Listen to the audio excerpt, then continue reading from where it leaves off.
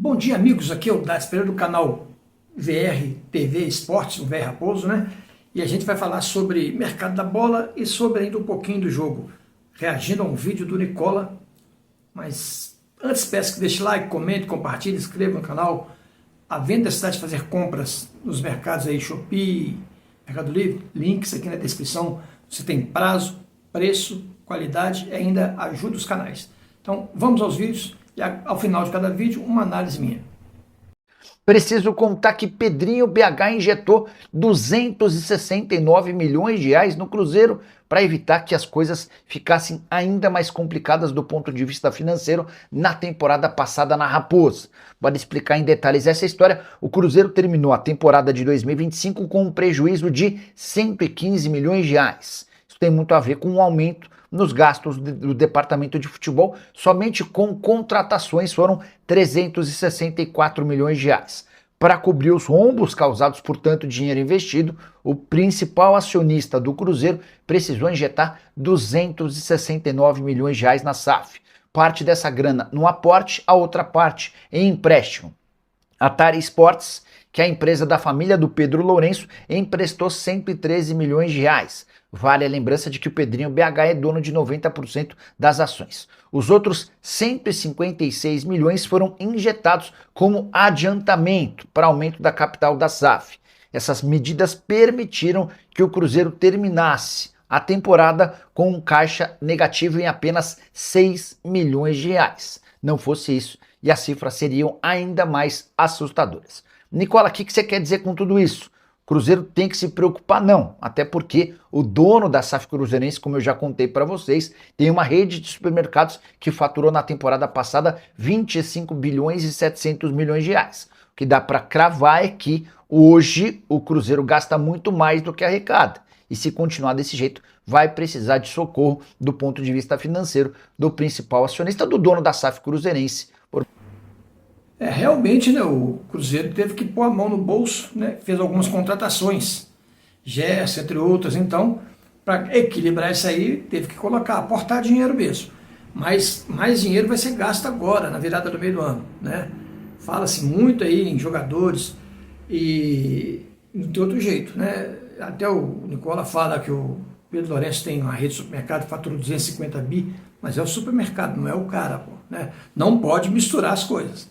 Mas, de qualquer maneira, né, a vida pessoal do cara é diferente da vida empresarial. Mas vai haver realmente esses investimentos, né? O Cruzeiro está disposto a entrar no segundo turno para valer, não está satisfeito com alguns resultados e não tem que estar mesmo, né? Essa derrota mesmo, última, foi encaixapante, doída e não pode. Então, não pode. Então, mais investimento verão de acontecer. Mas o que é certo é que ao longo dos anos, o Cruzeiro precisa de ganhar títulos nesse ano e no ano que vem, porque é política do Cruzeiro. Em 2027 já vai começar a mesclar muito com jogadores sub-20 para poder promover esses valores e fazer caixa. É o que todo time faz e com o Cruzeiro não vai ser diferente, não é mesmo? Agora vamos ao segundo bloco.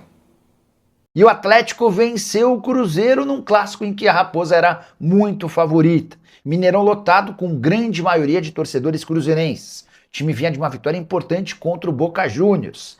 Recuperação no Campeonato Brasileiro, enquanto o Atlético vinha de 3 derrotas nos últimos 4 jogos, lanterna do seu grupo na Sul-Americana, saída do principal ídolo do time, o Hulk anunciando sua rescisão, além de riscos de demissão para Paulo Brax e também para Eduardo Barba Domingues. No fim das contas, o que se viu foi um Atlético melhor do que o Cruzeiro durante toda a partida. Alan Minda abriu o placar, Maicon de pênalti fez 2-0, Cassierra no segundo tempo fez 3-0. O Cruzeiro ainda teve 2 jogadores expulsos, o Arroio levou 2 amarelos e o Kaique foi expulso depois de uma entrada muito forte no Natanael.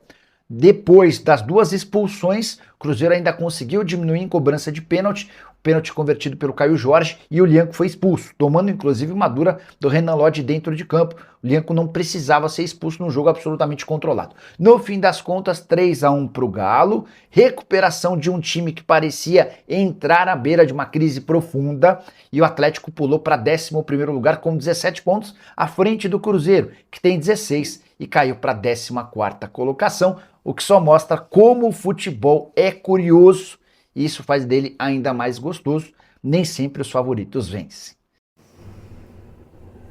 Pois é, né? Nesse segundo bloco aí o Nicola fala sobre o que é o futebol, né? Quando um time é favorito, nem sempre ele vence. Né? É verdade, é essa mesmo. Em clássico não existe favorito, gente. Não existe. O pior que esteja o outro adversário, ele sempre vai engrossar e sim, iguala as forças. Às vezes até supera. Mas o que aconteceu no jogo foi o contrário, né? Foi erros individuais e o Cruzeiro entregou a paçoca. Ah, o Atlético jogou bem, recuperou, nada disso. Né? Inclusive, acho até que o Atlético volta à realidade dele na próxima rodada. Na próxima rodada, o Atlético volta à realidade dele. É uma realidade sofrida, né? O próprio Cruzeiro vai ter muita dificuldade nas próximas rodadas. Natural, faz parte do processo. O futebol hoje é muito dinâmico e é muito nivelado por baixo. Então é isso que vai acontecer. Não se iludam achando que a vitória do Clássico ela serve para tampar problemas. Todos aqueles problemas, por exemplo, que o Atlético tem, está esquecido até então, porque ele venceu o Clássico. Essa que é a verdade. Mas isso tudo, daqui a pouquinho volta à tona, porque o time está desestruturado, correto? Agora vamos ao próximo bloco. O mercado da bola vai pegar fogo, né? Porque os clubes precisam já engatinhar as suas negociações para a próxima janela. O Cruzeiro mesmo, falam-se a quatro cantos que está apalavrando-se, conversando com o goleiro John, conversando com o zagueiro Igor Júlio, correto? Fala-se no mercado brasileiro aí que o Thiago Almada, aquele baita jogador argentino, ele estaria vindo para um clube brasileiro. E um desses clubes poderia ser o Cruzeiro. Poderia ser e pode. Dinheiro o Cruzeiro tem para investir, correto? Então, um desses times poderia ser o Cruzeiro, como poderia ser até o próprio Vasco da Gama, qualquer time aí, mas o certo é que ele estaria vindo para o futebol brasileiro. Mas, assistindo jornais argentinos, ficou uma coisa clara lá, que o Almada está negociando a sua ida para o River Plate, que ele quer voltar para a Argentina e que iria jogar no River Plate. Então, acredito que isso possa acontecer. O Almada é esse que está aqui na foto, aqui, ó. Agora, meio argentino pode vir para o Brasil sim, mas eu acho que não seja o Almada. Eu tá ventando mais para esse aqui, ó, Alan Lescano, que joga no Argentino Júnior.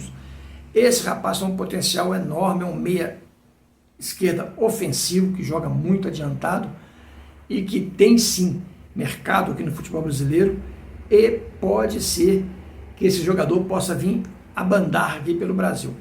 E um dos clubes que, inclusive já foi citado isso antes, né, que teria interesse nesse jogador, um desses clubes é o Cruzeiro. O Cruzeiro realmente vai fazer contratações de um goleiro, um zagueiro, um volante, um meia, talvez até um atacante de beirada. Mas a gente tem que lembrar que o Otávio agradou, mas mesmo o Otávio agradando, está no radar do Cruzeiro um goleiro. Agora, tem que tomar muito cuidado, porque o Cássio volta logo, né? E para não criar um clima ruim, porque o Cássio é o titular. Aí chega um goleiro talvez acima dele, ele já está descendo a serra, pode ter que dispensar o Cássio e gerar custo alto nessa brincadeira aí, né? Mas eu prefiro ainda o Cássio. Eu acho o Cássio um baita goleiro, ele recuperado, para mim, ele é meu titular. Mas a verdade é que o Otávio tem ido bem e espero que continue assim. Alan Lescano, bom jogador, já vi jogar e gosto muito dele. Ok? Fica aí, galera, aquele abraço. Deixa o like aí. Fui.